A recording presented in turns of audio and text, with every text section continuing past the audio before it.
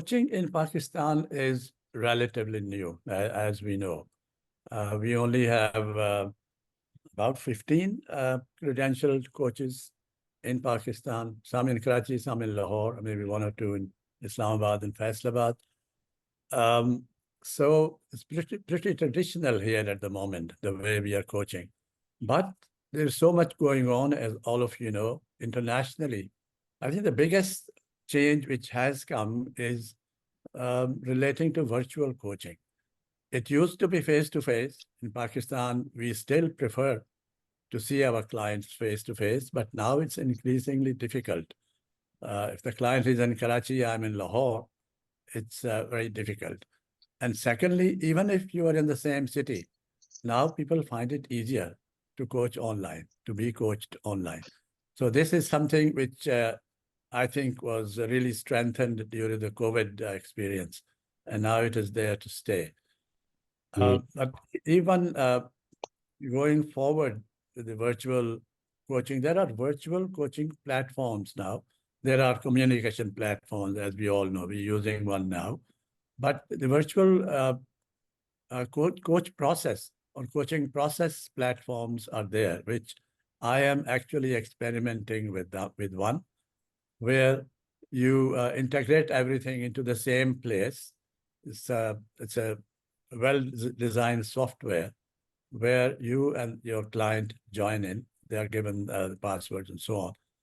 And then your communication, your verbal communication can be recorded, your messages, they're all there in the same place. And you can forward notes, you can forward articles and photographs and videos and so on in the same place. You don't have to go all over the place. I really haven't yet started on that, but I'm experimenting. I'm a little hesitant because of the confidentiality issues. I don't know how strong those things are. Many of them, one of them which I'm experimenting is called Coach Accountable. Maybe you've heard about it. And it's basically a very small team affair. There's one-man affair to start with. I think now he has some helpers with him. So I don't know how strong they are, but the way I experimented, it's very versatile. And the gentleman who designed it is also a coach. So you might want to experiment with it. It is slightly on the expensive side, but it is less expensive than most of the others which I've seen.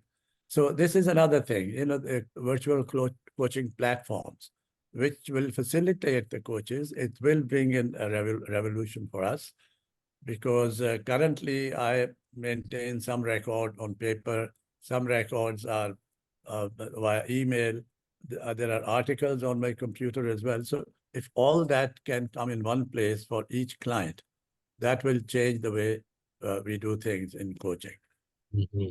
Another thing which is changing now, there's more and more focus on the client's welfare and emotional intelligence and so on. Earlier on, coaching really had a reputation as a process to improve performance for the clients, for the coachees. That is now understood, especially in executive coaching. That's what I do. Most of the people I coach are senior leaders, and they already have a firm grip on their performance and on their processes and so on. So the focus is also expanding to cover their emotional intelligence and to cover their own well-being in the office and work-life balance and so on. Another thing which all of you are also familiar with is the emphasis on diversity, equity, and inclusion. And there is a lot going on there. And I was reading an article on bias and how biases really cloud our information intake about our clients. Actually, that article stated, I was really surprised to see that there are 151 different biases which can cloud our judgment and which can really creep in and create an error in our communication with our clients. So that's something which we need to get more and more familiar with, so that we maintain a position of neutrality and objectivity, and not judging people based on our own biases. So reflection, self-reflection, and awareness of how the biases are generated, and then awareness will lead to a protection against those biases.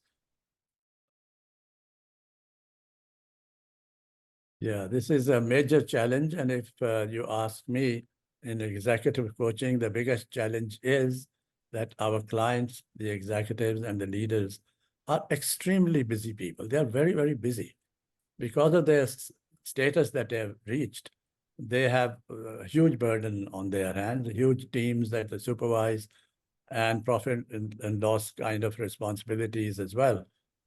And for them to reflect on how they see things and how they behave, and to become aware of their own internal situation. So what is emotional intelligence? Awareness about oneself and the ability to maintain a disciplined presence. And then awareness about other people, other people's feelings and emotions, and then integrate that with the skill to interrelate, to relate to those people. So this is precisely what we do in coaching. We first become a role model by reflecting on our own coaching and timekeeping and discipline and so on. And then we also help others to become aware of the way they feel, that they feel things. Okay, and this leads to work-life balance.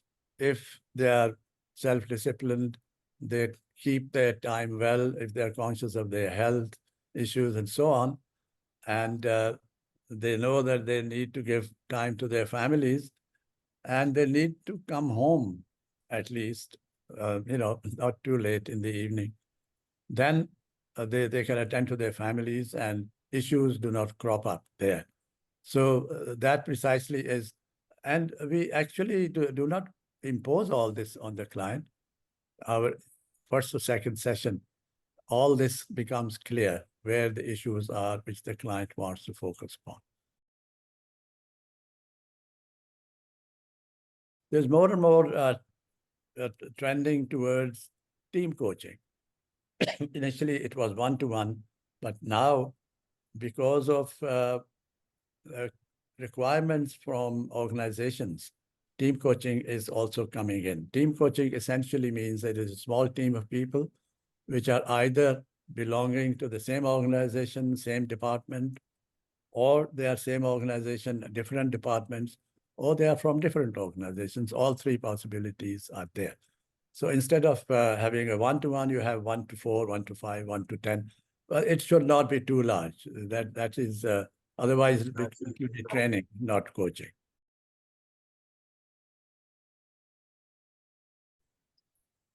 And finally, ethical considerations are already there. All of us who are members of ICF and are credentialed by ICF, we know that we sign in the ethical process that ICF has promulgated. AI, artificial intelligence, is also cropping up, which is helping us coaches to organize our coaching and to become aware of what is there, rather than going and searching 1 million entries that come from Google. We can ask precise questions and get the information. These are the few trends which I can see, which are going to help coaching. One of the thing is perhaps the best time for coaching is the time when the transition is happening, because that's when you need to shift your focus from self to to the bigger picture and to people. So when you go into this leadership roles, this is where before that you may be the best individual contributor, but the moment you move into the leadership position, this is where now we talk about people skills and we talk about conceptual skills. So if I just pick out these two only, when it comes to people skill, and Bakhtiar Sahab is very rightly mentioned over there, people who are, in a way promoted to such positions, it means they're already good in what they are doing. So they have a good grip on, when it comes to the performance. Having said that, EQ, the emotional intelligence, the how to carry on with the relationships, how to control your impulse, how to connect with people. Like even if you just pick out simple delegation, delegating and grooming the team, what kind of skills are required over there. And that's where coaching really, really helps because one, it helps the leader to reflect and to, kind of run a reality check and see, what kind of skills they have. And also along with that, along with the people, and one of the things which I have experienced working with different coaches, it's usually not the performance. It is usually the relationship which they have, and with the team, and perhaps with other stakeholders as well. So yeah, this is where coaching really helps when you are transitioning from being an individual contributor towards the team leader, or maybe a senior position as well. Another important angle is the strategic insight, or we can say connecting with the bigger picture, or the strategic planning part. So this is where coaching perhaps is one of the best disciplines which can, number one, help you to reflect. It invites you to challenge, the conventional way of thinking, and maybe if there is a shift required in there, ask you to, look at things with a little wider and a different lens as well. And on top of that, I believe one of the other things which coaching do, and a lot of coaches actually engage in that, is to explore different tools and how we can be more effective, with the help of those different tools. And that is primarily extremely important, especially in that transition time. Also, what happens, any transition in life, whenever you go through a change, there will be some doubts as well. So coaching perhaps makes that process of change more easier and more robust as well. Brilliant question. Reason being, because what happens is when you go into leadership positions, the leadership positions are usually very lonely in a way, because you have an entire team which you have to motivate, you have to engage, and you have to get them, like engage in task, as well as, like create a kind of culture as well.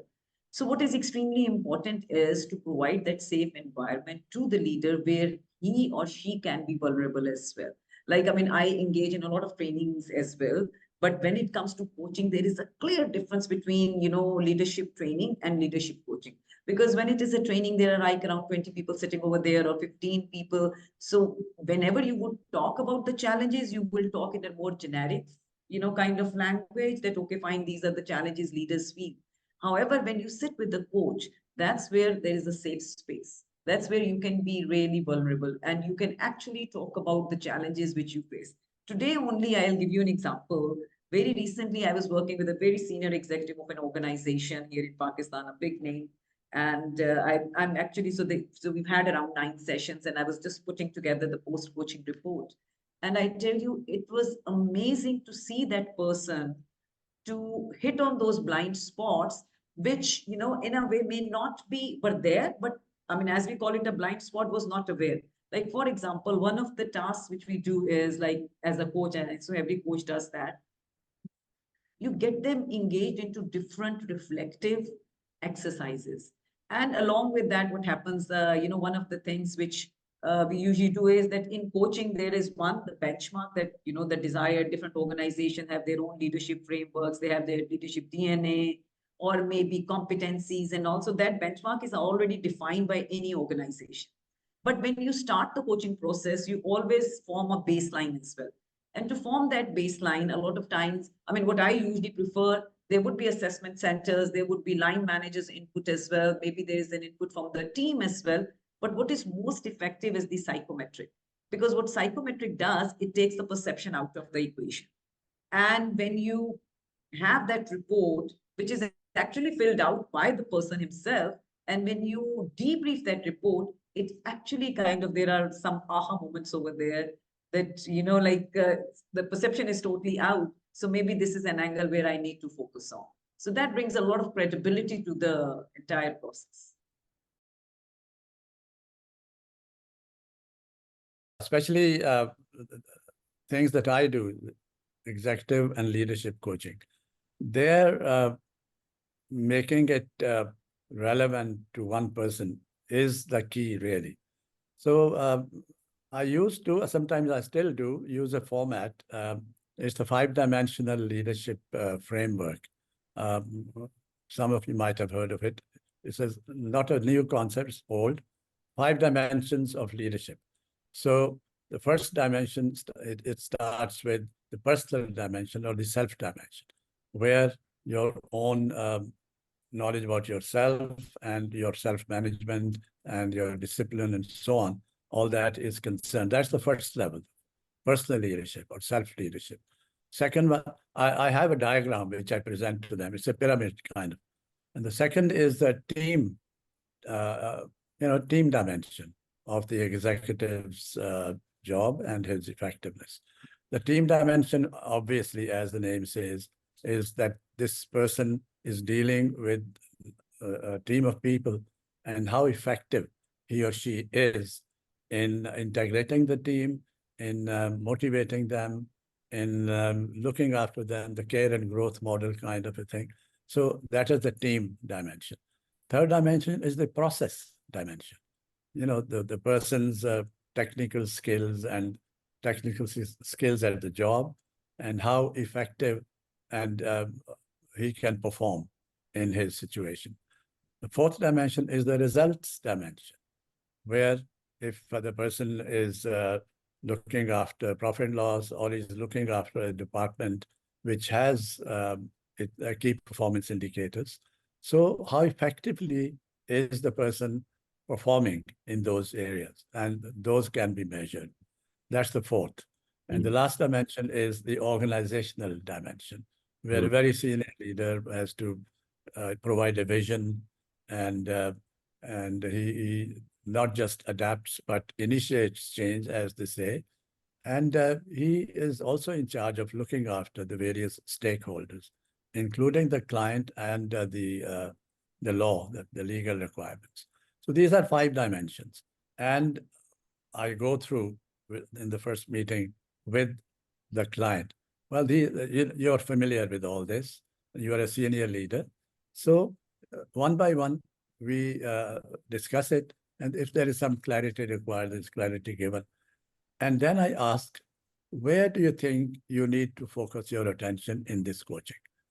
So the person reflects, I let in some thinking time, and then gradually we come up with where the requirement is.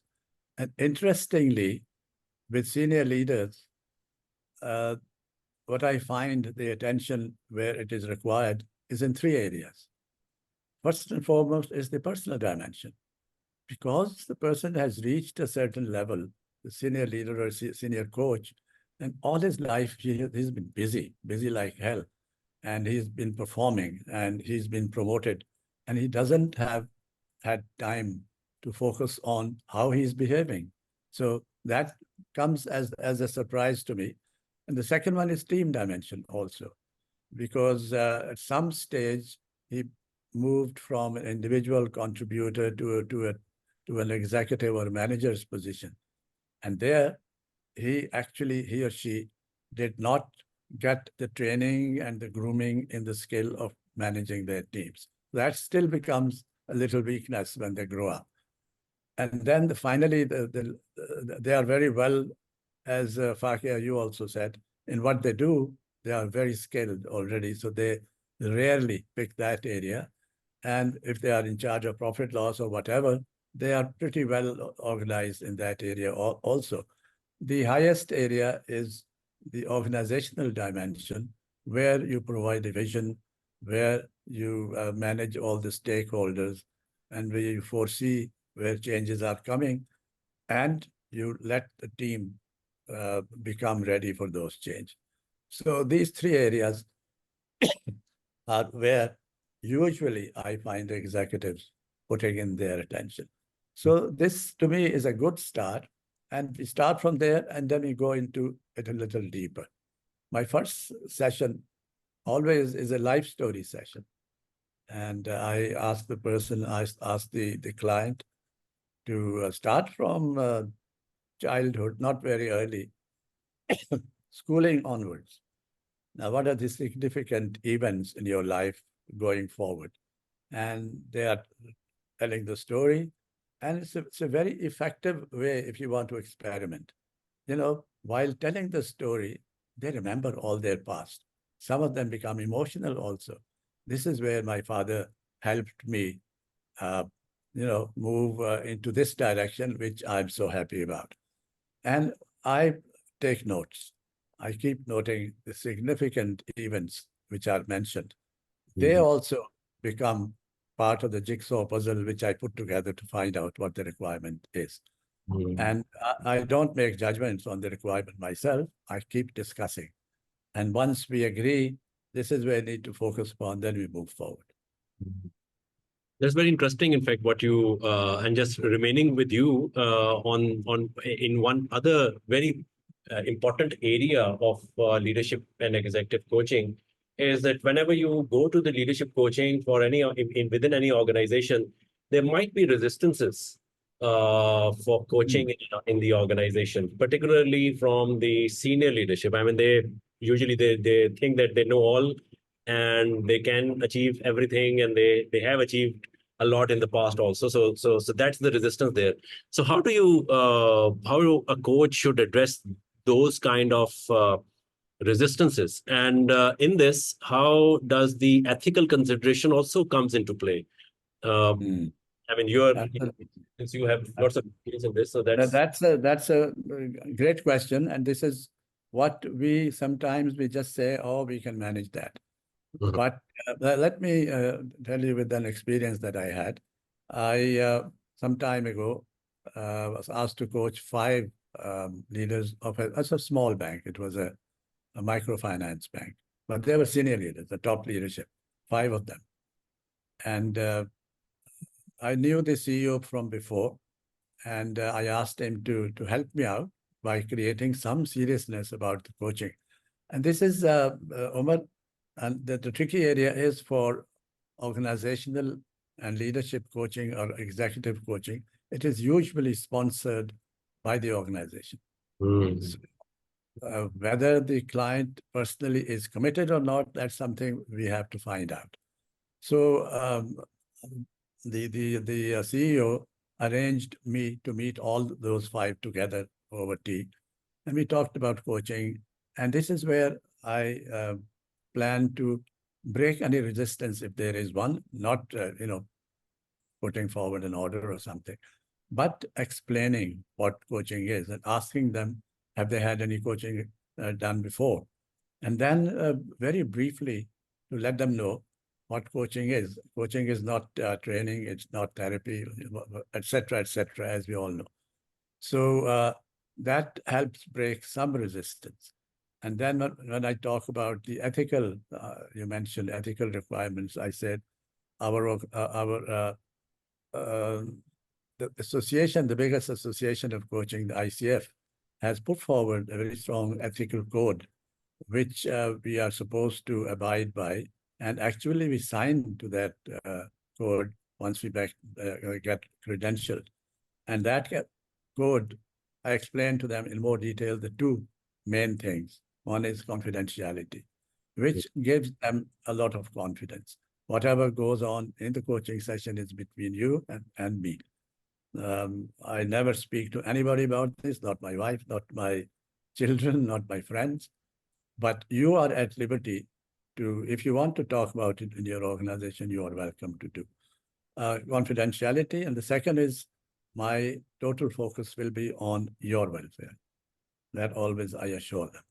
And that I take as an important element in my coaching practice, that, when there is a horse-drawn cart, the horse has those blinders. I say, that's what I do. I don't look right or left when I'm talking to you. When I finish, it will be with me in my notes, which I take care, very carefully. So these 2 things I explained, that also breaks the resistance. However, the story I was going to tell you, so I talked to them before the coaching started, and the CEO was very kind to issue a detailed email to them, stating that this is our organizational policy, that we want all our senior leaders to go through coaching and develop themselves, improve themselves. However, so out of the 5, we started coaching. 4 were very conscientious, and they came and they participated and they benefited greatly, I remember. One of them, in the first session, came half an hour late. So I was open and waiting. So it was face-to-face. And he said, oh, I had to drop my wife somewhere and all that stuff. I said, well, this is serious business, coaching. I'm sure you're going to be helped organizationally and you will improve yourself as a leader. So he said, yes, sir, I'll be more careful. Second session, he did not come at all. Okay. That was enough for me. I called the HR head and I mentioned to him that this is what is happening. Any feedback you want to give me? And it was the HR head. He said he has a reputation. We assign training to him. Sometimes he goes, sometimes he doesn't go. So I said, I'm sorry, I'll not be able to help him. So you take him back, I'll coach the 4. That's what happened. So this is a judgment call on us as coaches. The minute we discover that the client is not interested, he's just there because the organization said, go for coaching. Then I say, I apologize, sorry, I'll not be able to help you. So this is where, if you think that there is a resistance, which can be because of many things, so you can build some trust and rapport, you can help the client understand what coaching is, you can help the client understand what the benefits are, and we'll have a customized approach. And then the way I've learned, I lead by example. And whatever I do, it is always aligned with the organizational goals. So that's the maximum I can do. And if still there's a person who's not interested, I don't want to waste their resources and my time. So I apologize. No, that's exactly what I think. Ethical consideration of all the ICF credential coaches. I mean, that's the first competency that ICF credential coaches must have, the ethical consideration. I mean, being ethical does not only mean that you are there to coach, but it is that you are not willing to coach if someone is not being willing to be coached. So that's exactly something which with ethical, we lose business. This is Umer, is a conflict of interest. Exactly. That sometimes it is in my interest. I keep coaching whatever little he can gain. I get the money, but that is against the ethical code that we. At the end of the day, the person. So since we are short of time, I'll just have a very quick question. I think the question is quick, but the answer, I am sure, would be long, but will be very deep from Fakiha. And this is regarding the focus of leaders on the diversity, equity, inclusion, and the belonging part. How do you see leaders the coaching for leadership, cultivating this kind of inclusivity and psychologically safe workplace? How does coaching plays a role into this? Okay, so, Umar, what we need to understand is that how the corporate sector has evolved over a period of time. So what you see in last 10, 15 years, there would be, different terminologies as well. There is a time when we talk about VUCA, there's a time when we talk about disruption and all. But then lately, in last, few years, if we look at it, our social fabric has also evolved. I'm not talking about only Pakistan, but I'm generally talking about all around the globe. With the technology, it has changed, the corporate sector to quite an extent. Then another important factor is that when we are coaching, and I'm going to go towards this diversity and inclusion, but one of the key factors over here is the generational, kind of transition as well. So, like how Gen X used to think and how millennials think, and now the Gen Z, when they are coming up. So what we understand that the team which we are dealing with is actually, very, very diverse. And for the coach to kind of deal with all these, for the leader to deal with all these people, it's very important to create, a very, very inclusive language. So what happens is, I'll give you an example. Very recently, we were working with an organization, and that organization has one of the regional agendas was that they have to, work on cultivating an inclusive culture. So there was this 1 year initiative we were working with them, and that was the program was called, Grit to Great, and it was primarily focused on women and empowering them, and especially facilitating them towards the leadership position. So while all this was happening, at the same time, I was also engaged with their Mancom members, in one-on-one coaching. And I'll just share with you how coaching helps in that. So one of the leaders who I was coaching during this project, when we were doing in that project, there were assignments where these executives, they were, partnering with these, the young talent as their growth catalyst. So they had a lot of interaction with these women as well while, they are going through this transition or this program as well. So I remember one of my coaches, in one of the sessions, and I asked him that how that program is going, and you are a growth catalyst, and he was he was heading a production unit, and while in this project, he was interacting with women from factory and even from head office as well. So that was a very diverse group. So one of the things which he mentioned over there, and that made so much sense to me, he's like, in a normal routine, perhaps I may not come face to face or may not have interaction with a lot of these people.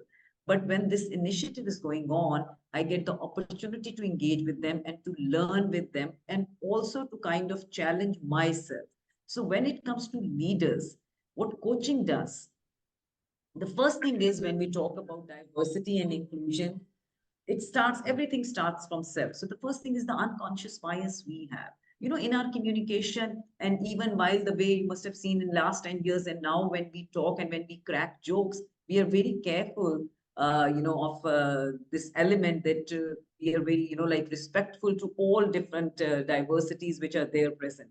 So one thing is the unconscious bias. It makes people aware. How am I operating? How am I communicating? What are the bias, or what are the filters, or what are, the different classes I'm wearing at that time? And the other angle is, it also invites the leader to set an example and to set it, because when we talk about, saying creating an inclusive culture or cultivating an inclusive culture is good to have. Everybody says that. Having said that, to take solid steps towards it, and how will that happen? When you set an example, when your language, especially, the way you communicate, that, is more inclusive. So nowadays, especially if you talk about, there is so much emphasis on diversity, equity, inclusion, and at the same time, like psychological safety. That was a term which was alien to us, perhaps maybe around 6-7 years back. But this is paramount now. All the leaders, just last week only, I was running a session, and that session was for leaders, and this was primarily about creating a psychologically safe space. So for the leader to be in that position, he first has to taste it. And when they sit with the coach, that's a psychological safe space for them to kind of reflect and to kind of challenge themselves, and also, go out with that courage to take feedback as well.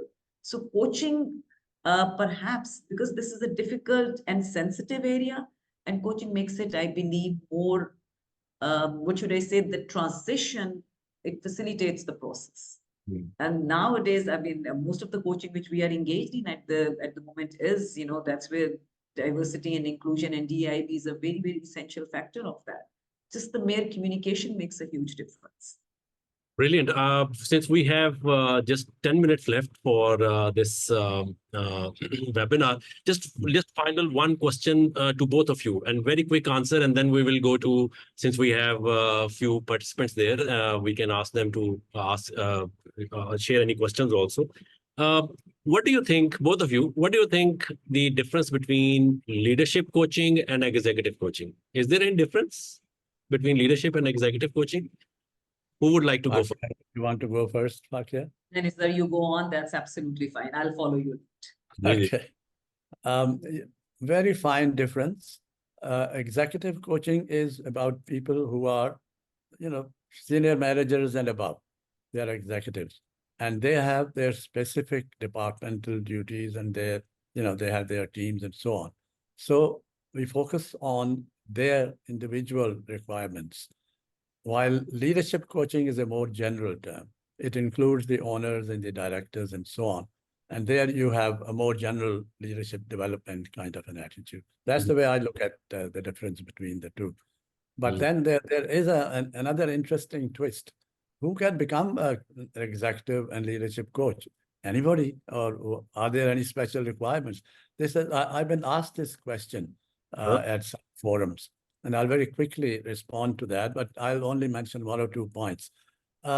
Essentially, there is no difference. Any coach, whether they are credentialed or not, anybody who's coaching can become an executive or a leadership coach. However, to be able to do that, you need to get clients. To get clients, you need to show that you have experience and expertise, and you have the training and the credential required to do executive coaching, which is, a tricky affair sometimes. And then finally, you have done executive coaching. Your clients will have provided some testimonials. So these areas, I think, make a difference where you as a good coach, we want to do executive and leadership coaching, do all these 3 things. There are some other aspects, but we can talk about them another time. Credibility, you get credibility also if you have those competencies of being an executive coach. So your credibility also does matter.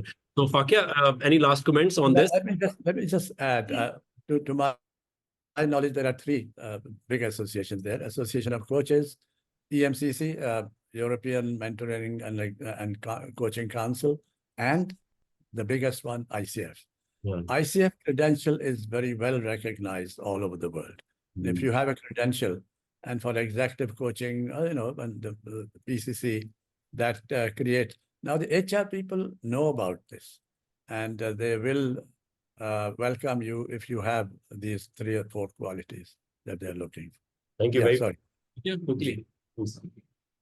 Okay, so there is a very simple line over here. Every executive is a leader, but every leader is not an executive. That's how you simply define that. So when you go in an organization, there are 3 distinctive layers. There is, the executive layers, then there's a junior management, then there is a middle management, and then there is a senior management. And, it kind of, that pyramid goes like this. So leadership training is for a lot of hypos as well. Like you asked the question, when people are transitioning from the individual contributor to the leaders. So it's done over there too. It is also at departmental level and all. So what happens is, if we talk about the pyramid, in the most basic is like the technical skills and the functional knowledge and all. When we go towards the middle, that's where most of the leaders of the middle management is. And the key focus is on people management and emotional intelligence and that. However, when you go towards the executive coaching, which is like the top tier, this is where we talk about, the strategic insights. This is where we talk about, visioneering. This is where we talk about the organizational planning and, that's a very big landscape over there. And you will find very few people there as well. So it's a very, very simple distinction over there. And for executive coaches, I believe as a coach, having the courage, because these are the people who may be on top of their game, but at the same time, there is always opportunity and potential to be better. So for a leader, one needs to be skilled and with a wealth of knowledge, but along with that, should have a courage to engage them and challenge them and ask them to, kind of reflect, because there is a very, very strong filter or bias over there that I'm on top of my game. What do I need now? So I think a very courageous coach is usually required. Thank you very much. Thank you very much. And I would have asked more questions had I have time, because I have a list of questions with me still. But I will open. We have about 4 or 5 minutes left. So if anyone has any questions from the audience, if you have any questions, you can unmute your mic and you can ask here, or you can write in the chat box, and we can have a quick answer. Okay, there is a question from Yabijan. Is there a sequence to get qualified leadership coaching and then executive coaching, or vice versa? Also, to what extent life coaching is involved in both of these areas? So good. Thank you. Okay. Yes.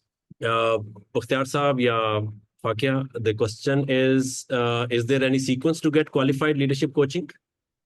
And then Okay. May I, Fakia? Go ahead. Okay, there is no qualification. Who asked the question? Yeah, Majeen. Okay, yeah. There is no qualification which makes you qualified for executive coaching. It's your own experience and the credentials that you have. However, I understand now that there are various coach training institutions which are offering specialized courses in executive coaching. What was the second part of the question, which was quite interesting? What extent life coaching is involved in? Yes. Interestingly, in most coaching, the clients, ultimately, executive coaching boils down to life coaching.